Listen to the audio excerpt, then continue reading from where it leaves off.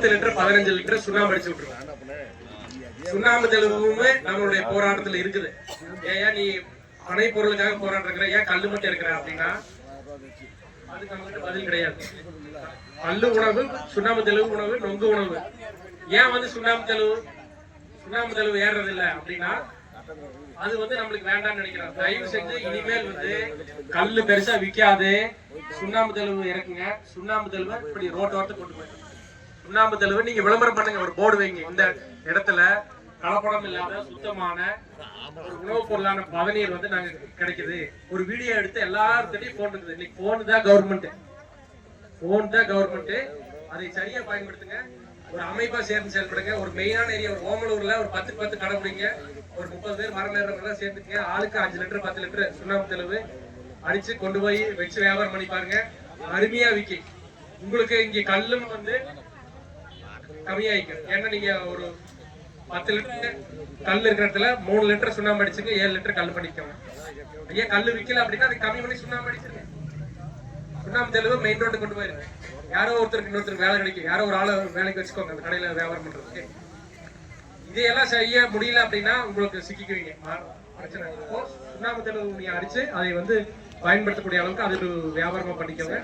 ரொம்ப மதிப்பு இருக்கு. இன்னைக்கு சேலத்துல இருந்து பெங்களூருக்கு வரக்கூடிய அந்த வழியில ஒரு கடை போட்டு நல்லா விளம்பரம் பண்ணீங்க அப்படின்னா அதுக்கு ஒரு 5000 செலவானாலும் பரவாயில்ல. ஒரு ஆளை பிடிச்சி விளம்பரம் பண்ணி பாருங்க, நல்லா சேல்ஸ் ஆகும். என்ன ஜனங்களுக்கு ஒரே பயம்னா கலப்படம் பண்ணிடுவாங்களா, சுண்ணாம்பு தெளிவுல சாக்கரின் போட்டுருவாங்களான்னு பயம். அந்த பயம் வேண்டாம் அப்படின்னு சொல்லி அதை வெளிப்படையா நாங்க மரம் ஏறுறவங்கள மரம் ஏறுறது இறங்குறது அந்த வேலை செய்யறது எல்லாம் எடுத்து போட்டு நீங்க விளம்பரம் பண்ணீங்கன்னா சுண்ணாம்பு தெளிவு ஜம்முன்னு பெரிய அளவுல வியாபாரமாகும். உங்களுக்கு எந்த பிரச்சனையும் இருக்காது. அவ்வளவுதான். இதுக்கு வந்து இன்னொன்னு, எங்க ஊர்ல ஒற்றுமை இல்ல பிரச்சனை அப்படின்னு சொல்றாங்க. அது வந்து எங்க ஊர்ல ஒற்றுமை இல்ல அப்படின்னா அதை பத்தி கவலைப்பட வேண்டாம். நீங்க சரியா பக்கத்துல இருக்கிறவரை சார்ந்து நம்ம மரம் ஏறது இல்லை. நம்ம கை காலு நம்ம மரம் வந்து நம்ம ஏறுவோம். அவங்க லட்சம் கொடுக்க வேண்டாம், கலப்பட மாட்டோம். நீங்க தெளிவா செஞ்சீங்கன்னா சரியா.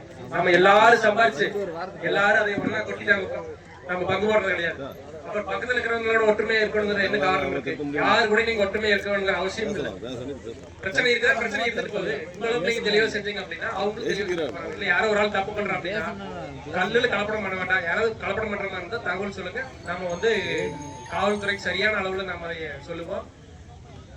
உணவு பாதுகாப்பு துறைக்கு அதை நம்ம ரிப்போர்ட் கொடுப்போம். கலப்படத்தை மட்டும் நம்ம எப்பவுமே பொறுத்துக்க மாட்டோம்.